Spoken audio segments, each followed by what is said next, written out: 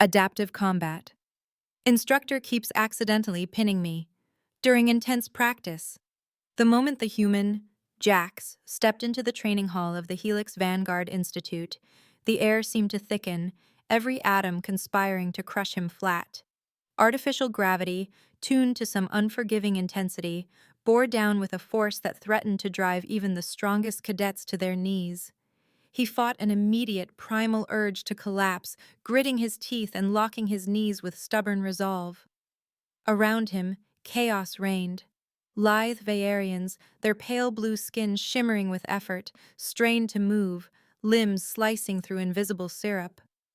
The glassy-skinned Larithians, by contrast, glided serenely as if the weight barely touched them, expressions impassive and inscrutable. Others, species Jax could barely name, fared worse, groaning as they dropped to hands and knees, breath forced from their lungs by the pressure. At the very center of the storm stood Sarai. She was an anomaly, an anchor in the oppressive tide. Her skin glowed a deep, lustrous crimson under the white lights, each muscle defined and poised beneath the fabric of her training uniform. Her hair, a wild mane of blood red, framed feline ears that flicked atop her head, alert and expressive. But it was her eyes, molten gold with streaks of electric violet, that drew every glance, their gaze both promise and challenge. Saray's voice cut through the air, sharp and clear, with a timbre that demanded obedience. Lesson 1. Gravity is the only judge here. She paced before them, every step a testament to power and grace, her tail flicking in subtle emphasis. The Helix Vanguard Institute's adaptive combat course eliminates 90% of candidates in the first week. Her gaze swept the line of struggling cadets, lingering on Jax for a heartbeat longer than the rest. A flash of curiosity, or perhaps something more. Without warning, the gravity cranked higher, surging to what felt like 8 times standard. Cadets staggered as though the floor had turned liquid. Jax's vision narrowed, sweat broke from his brow. He dropped his center of gravity, recalling the old football drills back on Earth. Weight low, knees bent, core engaged. Muscles trembled, but he held. Circe prowled through the ranks, gold-violet eyes unblinking. "Human!" she called, her tone both a summons and a challenge. She strode towards Jax, movements sinuous and predatory. "Show me a stable stance at this setting." Jax exhaled, steadying himself. He dropped lower, letting the force settle through his frame, distributing the weight evenly, his mind cycling through muscle memory. The world shrank to the pressure on his bones, and the instructor's eyes boring into him. "Now!" Siri's command was sharp, timed to the precise instant that the gravity plummeted to triple standard. Groans and thuds filled the air as cadets lost balance, tumbling to the mat in sprawling heaps.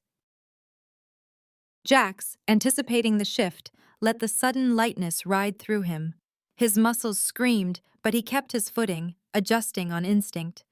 Circe circled him, a predator appraising prey. Her presence radiated heat, her eyes molten and sharp. "Impressive. Most humans can't handle this without months of prep," she murmured, her voice dropping to something almost private. Jax grinned, wiping sweat from his brow. "Guess I'm not most," he said, defiance and exhaustion mingling in his tone. Something sparked in Ciri's gaze, surprise, maybe a flicker of respect. She nodded, a subtle acknowledgement. As the gravity finally normalized, Jax straightened, breathing ragged but proud. Ciri's tone softened, almost intimate, as if sharing a secret. "We'll see what you're made of." By the 4th day, the training hall was half empty. The artificial gravity had cycled relentlessly, swinging from weightless to sixfold, and those who remained wore exhaustion like a second skin. Each transition tested nerves, bones, willpower. For Jax, every shift was a new gauntlet, painful but oddly exhilarating. On that 4th day, Ciri gathered the survivors. Her eyes flicked over the battered ranks. "Partner drills, human, with me." Silence rippled through the hall. Jax felt the weight of every gaze as he stepped forward. Ciri's posture was unreadable, save for the faintest curl at the corner of her mouth. Gravity locked at 2.5 times standard, heavy but manageable. Ciri faced him across the mat, feet planted, eyes locked on his. Grappling, try to subdue me. They circled, tension humming between them. Ciri's movements were feline, measured, lethal, never wasted. Jax feinted left, then lunged, using the extra gravity to anchor his momentum low. Ciri spun away, but he anticipated, sweeping in to catch her off balance. She vaulted, twisting mid-air, an impossible feat at this weight, then landed astride his chest, pinning his shoulders. Her body radiated heat, the nearness electric. Jax twisted, catching her wrist in a desperate bid for leverage. The gravity made every movement brutal, and they crashed to the mat in a tangled heap, her body pressed flush against his. For a heartbeat, time stretched thin. Their faces were inches apart, breath mingling, skin hot and slick with sweat. Ciri's gold-violet eyes searched his, intense and unguarded. "Lucky shot," she whispered, breathless. "Skill," Jax countered, acutely aware of the magnetic closeness between them. A fleeting smirk tugged at her lips, annoyance and amusement flickering in tandem. With a surge of motion, she hooked her leg and rolled them, shifting her weight so she straddled him, her hands pinning his wrists above his head. Jax felt his heart hammering against her thigh. 3.5 G, she declared. The gravity climbed again, pressing their bodies tighter, every breath a struggle. Jax tested her grip, flexing against her hold. "That all you've got?" he teased, voice strained but bright with challenge. Ciri's grin widened, eyes glinting with wild delight. "Not even close." She shifted, tightening her hold, but Jax gathered his strength and with effort rolled her into a hold of his own, the gravity turning every inch into a battle. Ciri refused to yield, her gaze locked on his, and a slow, dangerous smile crept across her face. 4.5 G, she breathed, voice low and throaty, the promise of another challenge, and perhaps something more, glinting in her golden violet eyes. A week later, Ciri requested private sessions. She cited research. Her official reason was to study human adaptability under stress. But when she led Jax down winding, little-used corridors to a chamber he'd never seen, the pretense felt thinner than the Institute's training mats. The chamber's doors slid shut behind them, sealing out the ever-present hum of cadet life. Distant lights glowed blue and silver off polished walls. Ciri keyed a sequence into a control panel, her movements quick and sure. "The Institute's gravity matrix can mimic dozens of worlds," she said, not turning to face him. "Most species only thrive in their native settings, but you—" Her fingers danced across the controls. The floor's subtle vibration changed. Suddenly, the world grew feather-light. Gravity dialed down to almost nothing, a breath of force, not even a whisper of weight. Jax felt his boots lose their grip. He floated, unmoored, his body learning a new balance on the fly. Ciri's blood-red hair drifted around her head, every strand a slow-motion flame. She moved through a series of combat forms, each motion exaggerated by the lack of pull, limbs arcing in impossible ways. Her silhouette, reflected in the chamber's mirrored wall, was otherworldly, a crimson specter gliding through air. "You adjust to every environment as if you belong," she said, her tone softer than usual, laced with something almost like awe. She didn't have to shout here. In the near silence, every word reached him. Jax mimicked her movement, arms sweeping through the air, legs kicking off the floor with the lightest touch, drifting closer. He could feel the tension building, unsure if it belonged to the gravity or to the space narrowing between them. "Maybe what's impossible is just what hasn't been tried," he offered, voice low. In this weightless cocoon, confessions came easier. Ciri turned, Her skin caught the chamber's gentle light, every line and muscle cast in soft relief, eyes studying him with open curiosity. "Show me how you adapt," she said, the words clinical, but her gaze lingered, and her lips parted just slightly, as if to add something more. Without warning, the room's gentle float ended. The gravity surged, crushing down with the force of 6 worlds.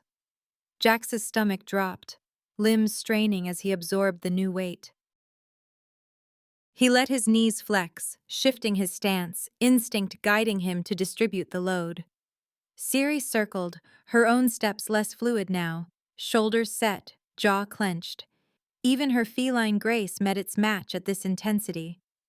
"Your posture changes, not just your stance, your whole approach," she observed, circling him like a scientist with a rare specimen. "Does it feel natural?" "Do you?" Jax shot back, meeting her gaze. She paused, gold-violet eyes narrowing as if searching for a hidden meaning. Then, with a slowness born of the gravity's pressure, she reached out, fingertips brushing his shoulder.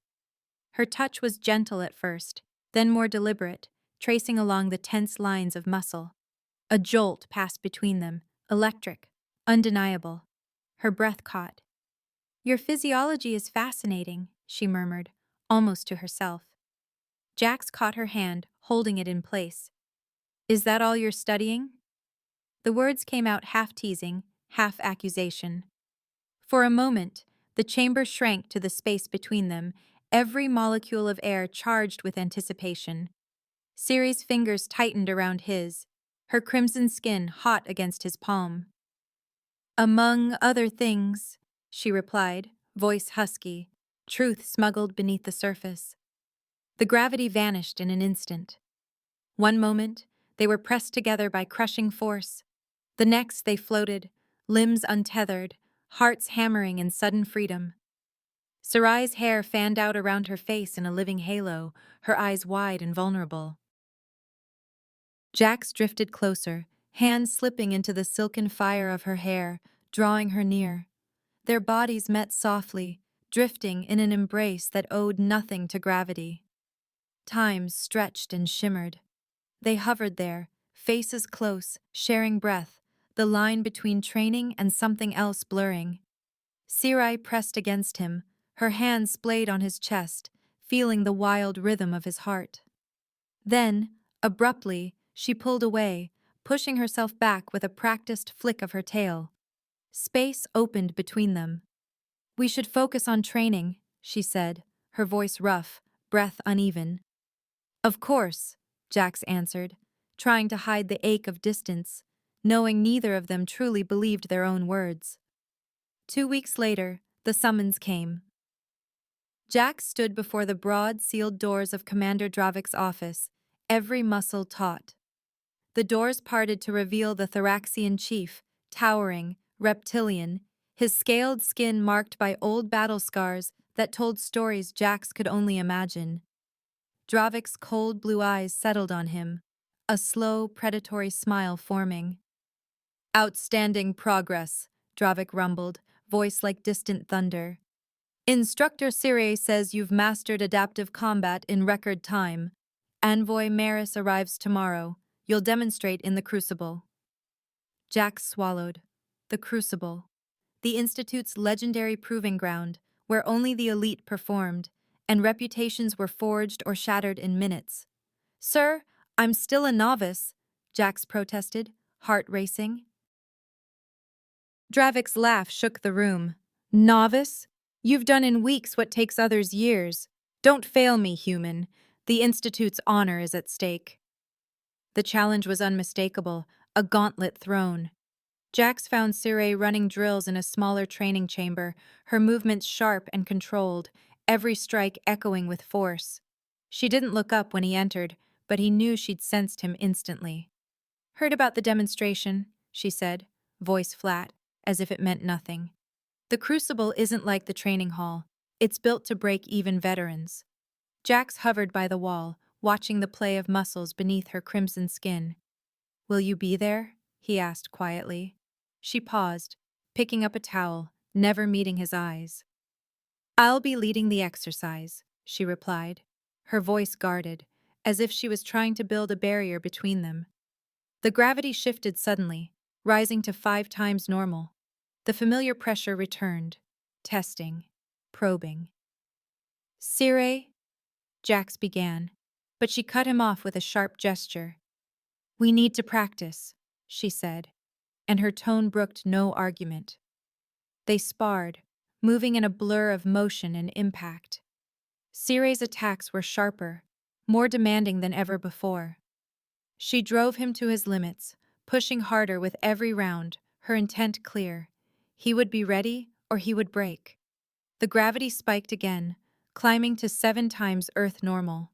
Jax gasped, vision tunneling as the weight crushed his chest and stole the air from his lungs. Instead of backing off, Sire crawled to him, her movements deliberate and slow under the crushing force. She pressed her palm to his chest, feeling his heart slam against his ribs. Her hair fell forward, brushing his cheek, her expression open and raw. Still adapting, she whispered, wonder threading her voice. The gravity eased at last, the weight lifting from their bodies. They collapsed together, side by side, muscles trembling from exhaustion and something deeper. Sirai didn't move away. Her head rested on his shoulder, breath warm against his neck, and for a long, quiet moment, the world outside vanished. Tomorrow, show them what you can do. Her voice was barely above a whisper, but it carried all the faith and all the fear she felt. Jax nodded, heart pounding, knowing that everything was about to change. The crucible thrummed with energy as Envoy Maris and the delegation from the Galactic Assembly filed into the arena, their silken robes and ceremonial badges catching every glint of light.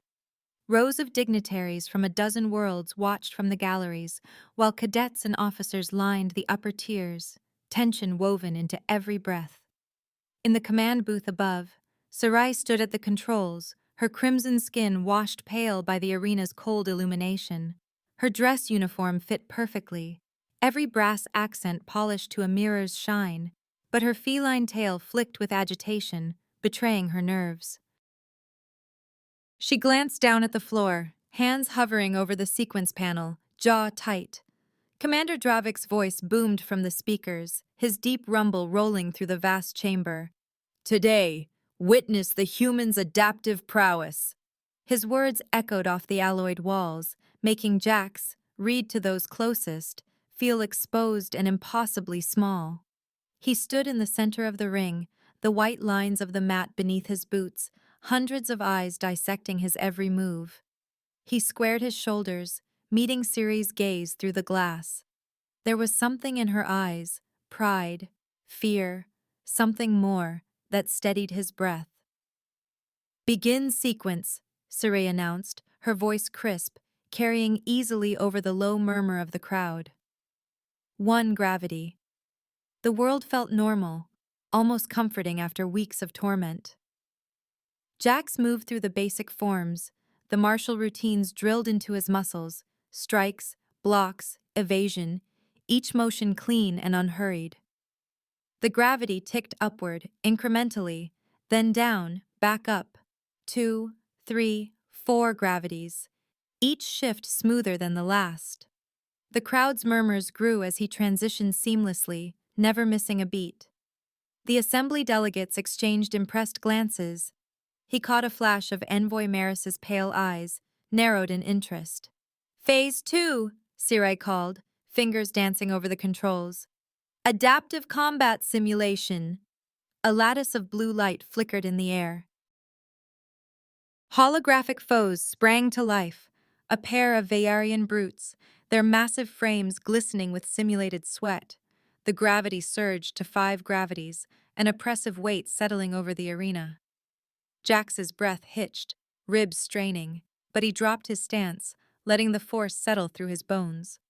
The Veyarians charged. He sidestepped, letting them overcommit, then spun low, using the gravity's pull to send one crashing to the mat. The second swung, Jax ducked, momentum carrying him into a perfect sweep. The crowd gasped. Gravity collapsed to nothing. Instantly, the Veyarians vanished, replaced by a squad of Larithian scouts, slender, glassy-skinned, their movements slippery and unpredictable. Zero gravity. Jax twisted in midair, catching a Larithian's arm and spinning them into their comrade. He moved as if he'd trained for years in null environments, adapting without hesitation. The holograms shimmered as he dispatched them, his heart pounding, sweat slick on his brow. From the VIP box, Envoy Maris leaned forward, eyes wide, lips barely moving. "Remarkable," she breathed. "He bends gravity to his will." But before Sirai could cue the next phase, chaos erupted. A low boom shuddered through the arena, followed by a blinding flash. The floor lurched. Alarms blared, red lights strobing across the stands. In the control booth, Siri's fingers flew over the console, eyes wide with shock. An explosion rocked the far wall, sending cracks spidering across the reinforced glass. The arena's grav matrix stuttered. Suddenly, the pressure slammed down. 12 gravities, then 14. The weight was monstrous, threatening to crush bone and will alike. Jax's vision blurred, muscles screaming as he forced himself upright, his body adjusting on instinct. He felt something shift deep inside, bones thickening, muscles knotting in response to the impossible load. The system's safeties flickered. The holographic enemies stuttered, then blinked out altogether. Commander Dravik's voice broke through the chaos, crackling and raw. "Station under assault. All personnel to emergency posts. This is not a drill." Gravity reversed without warning, the world spinning upside down. Jax's body shot toward the ceiling. He twisted in midair, tucking his chin, and landed hard on the upper platform as sparks rained down. Through the panoramic viewport, the station's docks erupted in panic. Cadets and officers scrambled for cover. Sirens howled. Outside, in the cold void, sleek warships appeared, dozens, their hulls marked with the silver insignia of the Void Cartel. Warlord Sarn's fleet. The worst-case scenario made flesh. The control booth was chaos. Sirei fought her way to the console, ducking as another explosion rattled the supports. A jagged cut traced a line down her cheek, crimson blood stark against her pale skin. She slammed her palm onto the override, swearing under her breath. "The grav matrix is failing. The core's destabilizing," she called, voice tight with pain and urgency. "If it collapses, the station tears itself apart." Another blast rippled through the hull. The world pitched and spun. Jax forced himself upright, dodging debris, and vaulted to the booth. He caught Siri as she stumbled, gravity dropping to zero once more. They drifted together, her body trembling against his. He steadied her, brushing a strand of blood-matted hair from her eyes.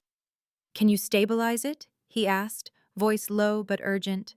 She shook her head, teeth clenched. "No, the matrix is fried. Someone has to reset the core manually. The flux could kill anyone, tear you apart at the subatomic level." Jax looked out over the chaos. Cadets pinned to floors and walls. Engineers trying desperately to restore power. The assembly's guards attempting to escort dignitaries to safety. The thought settled over him, cold, heavy, inevitable. "Anyone but someone who can survive impossible gravity," he said, meeting Siri's gaze. Her eyes widened, gold and violet burning bright with fear. "Reed, no. The flux is unpredictable. Even you." She stepped closer, the world shrinking to the space between them. "We'll see," he said. Another gravity spike hit. The pressure drove them together, their bodies pressed close, breath mingling in the charged air. Jax wrapped his arms around her, bracing them both as the wave passed. Siri gripped his arms, refusing to let go. Her eyes searched his, frantic, vulnerable. "I'm coming with you," she insisted, voice trembling but resolute. "My station, my duty. You'll need my knowledge." He hesitated, feeling the weight of the moment, the risks, the unspoken promise between them. He pressed his forehead to hers, drawing strength from the fire in her eyes.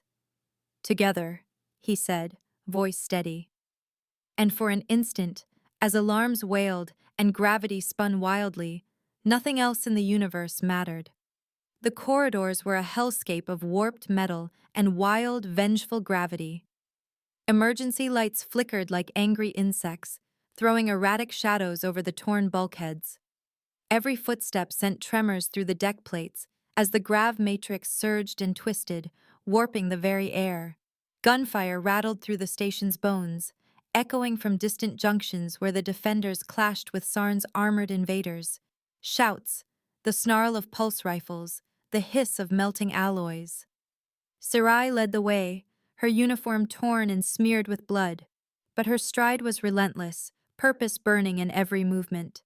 She kept her scanner tight in hand, gold-violet eyes flicking between readouts and the chaos ahead. "Gravity spikes increasing," she warned, voice taut, eyes never still. "Another surge coming." Jax braced himself, but this one was worse than any before. The world doubled down, 16 gravities, maybe more.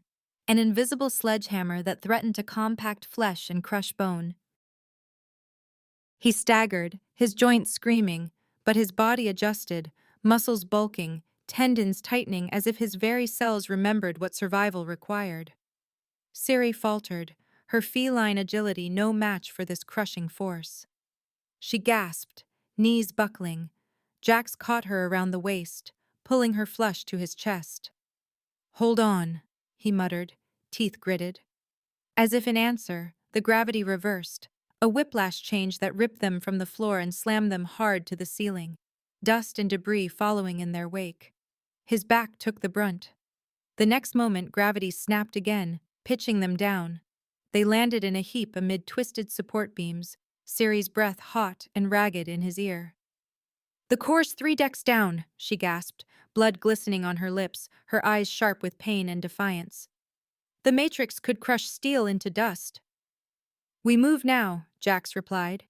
He helped her to her feet, steadying her as another tremor ran through the bulkheads. The corridor ahead was worse, gravity surging and faltering unpredictably, transforming the floor to a shifting sea. Walls bulged in and out, the lights flickering overhead like a warning strobe. They pushed forward, each step a battle. Sometimes the world pressed down with invisible hammers, sometimes it lifted them, making their feet skitter over the deck. Sarai's breathing was shallow, pain written in every line of her face, but she never let go of his hand. Around them, defenders and invaders alike tumbled in the chaos, some pinned to the floor by sudden spikes, others flung helplessly into the air. At last, they reached the final hatch, the entrance to the generator room. It was only 40 meters away, but the flux was a raging storm, thick with arcing power and floating shards of torn metal. Jack scanned the space, assessing each risk, calculating the path. He wrapped his arm tightly around Sarai's waist, meeting her gaze. "Stay with me," he said, voice low but steady. She nodded, lips pressed tight. They dove in. The first wave slammed into them like a tidal surge. 16 gravities, then higher. Jax felt Sarai's body tense against his, her ribs straining, breath forced from her lungs. He angled his body, sheltering her as best he could, driving them forward step by agonizing step. The air shimmered, heat rolling off the generators in waves.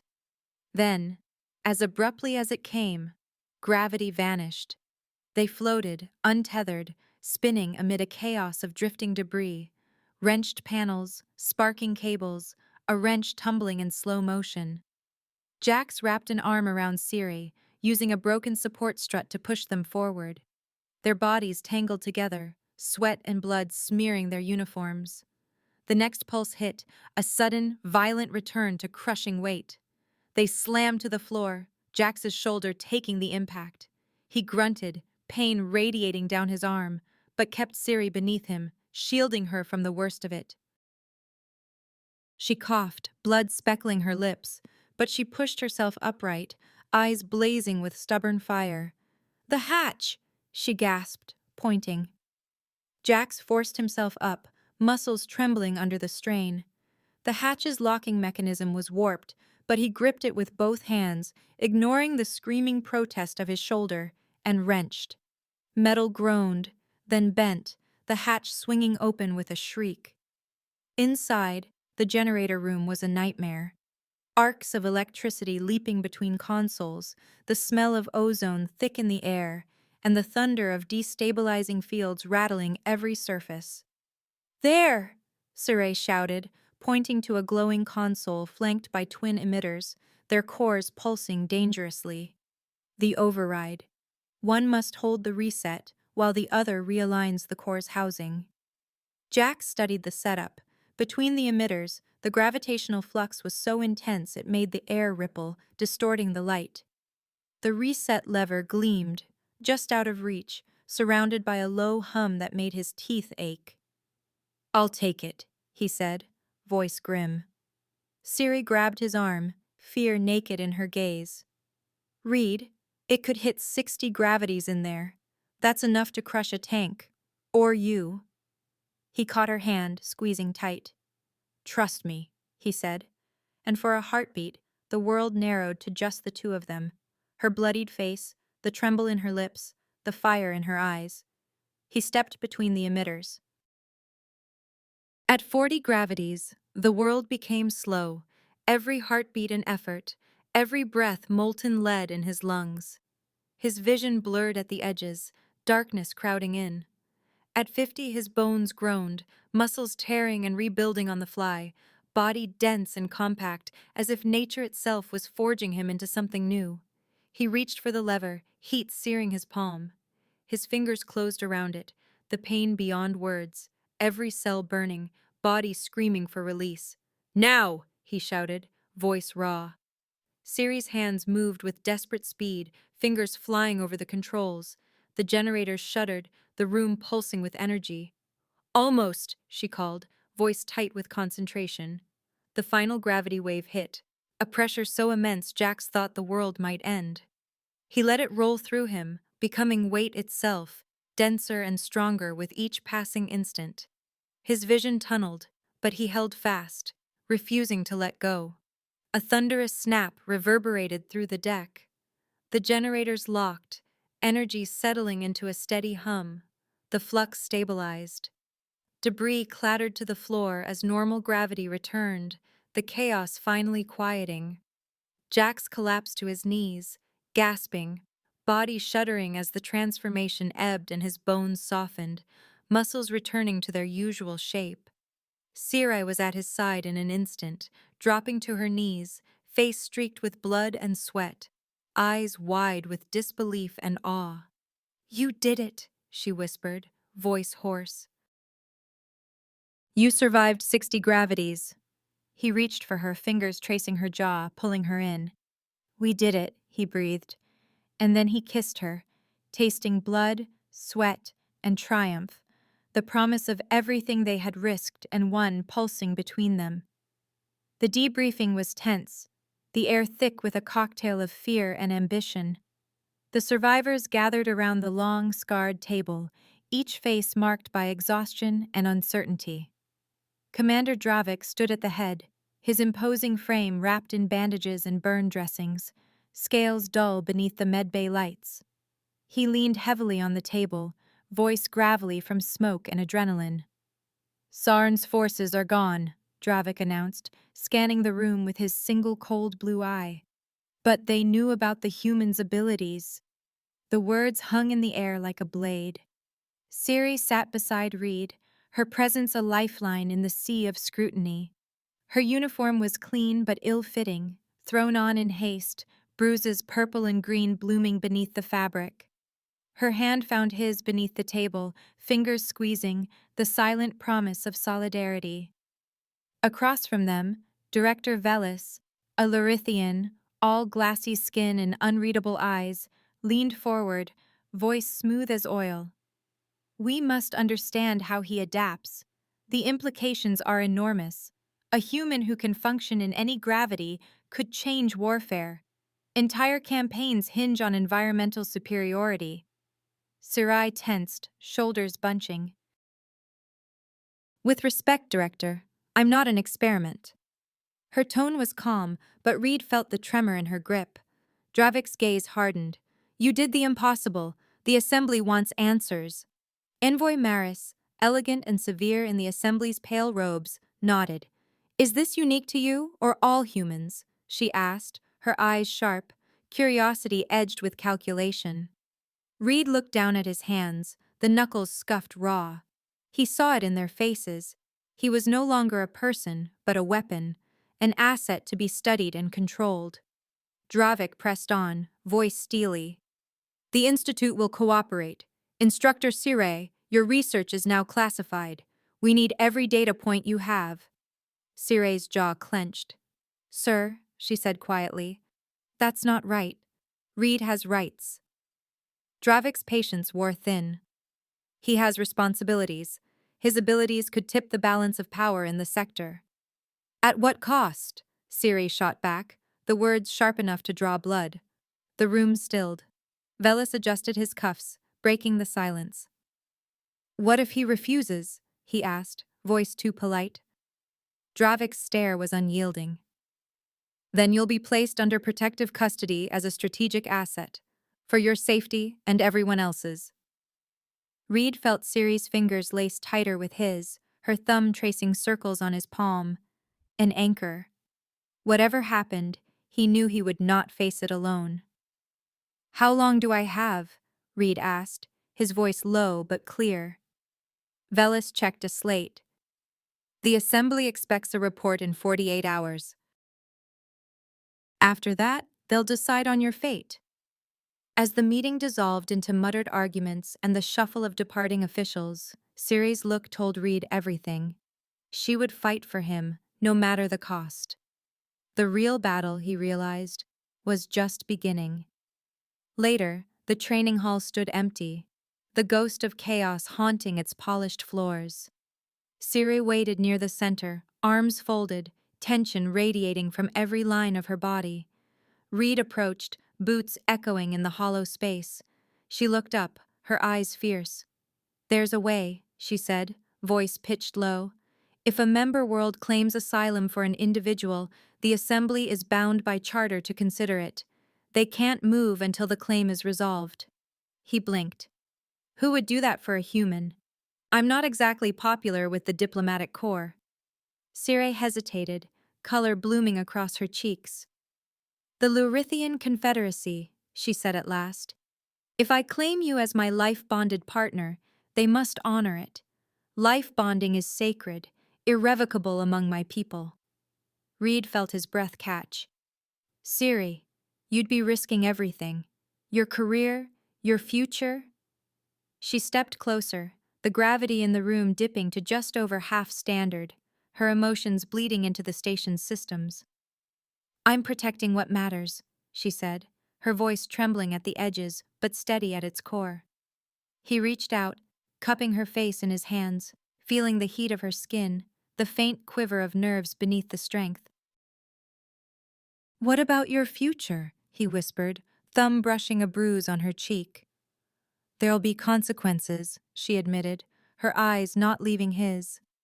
The Confederacy will investigate. The Assembly may try to block it, but I'd rather face all that than watch you caged and used. The gravity eased further, dipping to 0.6, and Sirey seemed to float into his arms, her hair a crimson halo around her face. Bonding isn't just legal, she murmured, so close he could count the gold flecks in her eyes. It's for life, deeper than most humans understand. He searched her face, every scar and line, every hard-won triumph and grief. If I say yes? We face whatever comes. The process could take months, maybe years. There are no promises, only what we choose together. A chime sounded from the corridor. Captain Rin, waiting to escort them to another round of questioning. Time was running out, choices closing in like jaws. There's another option, Reed said quietly. We could run. There are places the assembly can't reach, fringe worlds, hidden stations. We could disappear. Sirai shook her head, her hair brushing his shoulder. We'd be fugitives, never able to return, always looking over our shoulders. But we'd be free, he replied, hope flickering.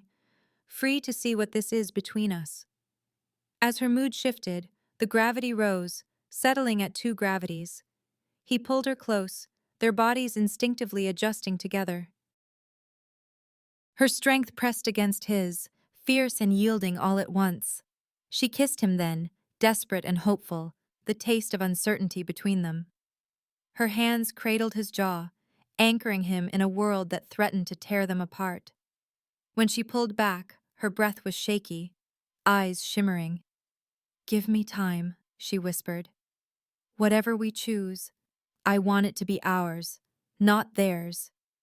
He nodded, watching her slip from his arms, the memory of her lips a promise and a challenge.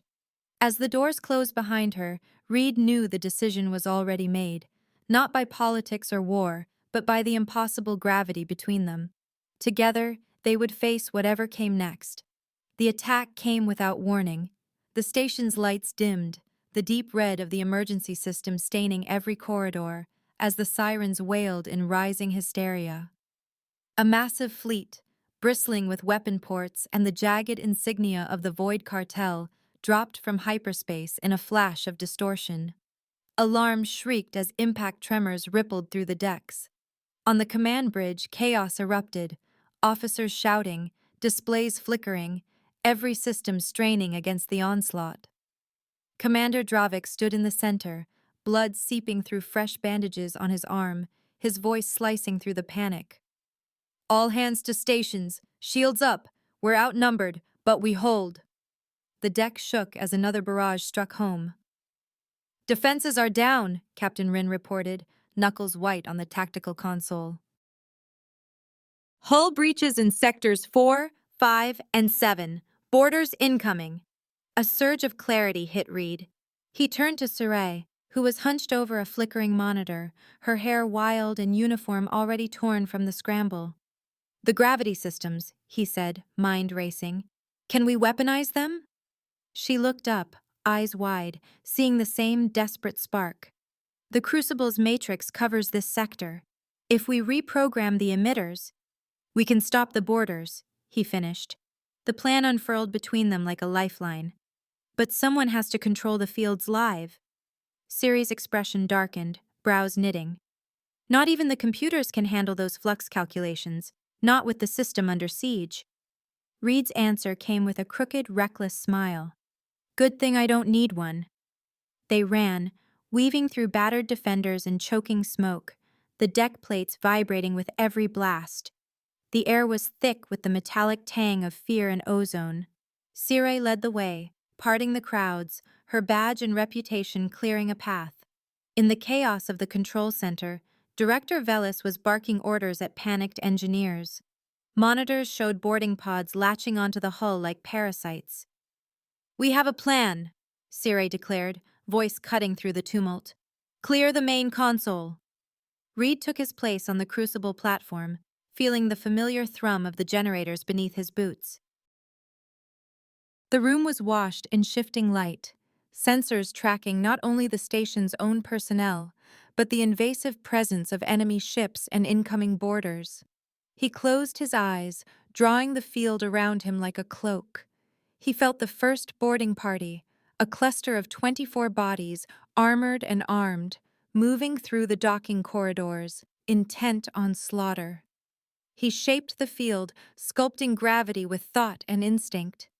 The emitters pulsed. The invaders suddenly screamed, their bodies yanked and crushed against the bulkheads, armor buckling, weapons torn away by invisible force. On the comms, a frantic voice.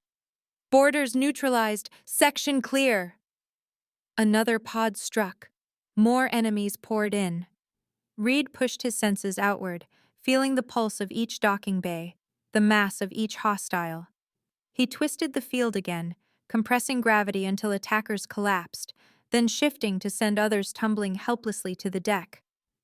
All across the sector, Chaos flipped. The invaders were no longer the hunters. "He's using gravity as a weapon," Velis whispered, awe and fear mingling. Blood trickled from Reed's nose, his vision tunneling. The effort was immense, the math beyond anything a computer could calculate in real time, but his body adapted, mind and muscle fused with the crucible's matrix. He staggered, almost falling. Then Ciri's hand found his shoulder, anchoring him. Her presence steadied the storm, her mind slipping into his through the touch, the way she had guided him so many times before. Through the link, her tactical genius threaded into his instinctive adaptation, their thoughts dovetailing.